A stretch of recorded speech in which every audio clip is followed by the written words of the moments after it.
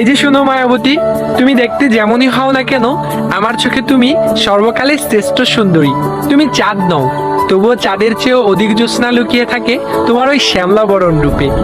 মায়াবতী, তুমি সর্বকালের শ্রেষ্ঠ সুরভি। তুমি ফুল নও, তবুও ফুলের চেয়েও অধিক সুবাস ছড়ায় তোমার ওই স্নিগ্ধ চুলে। বিশ্বাস করো মায়াবতী, আমার চোখে তুমি সর্বকালের সর্বশ্রেষ্ঠ রূপবতী।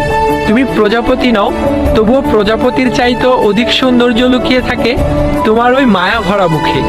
মায়াবতী, তুমি সর্বকালের শ্রেষ্ঠ হাসির রানী। তুমি ঝিনুক নও, তবুও ঝিনুকের চেয়েও অধিক মুক্ত ছড়ে তোমার ওই চিরল দাঁতের হাসিতে।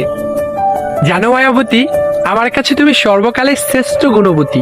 তুমি হয়তো নিখুঁত নও, তবে তোমার কাজগুলো সবসময় আমাকে মুগ্ধ করে।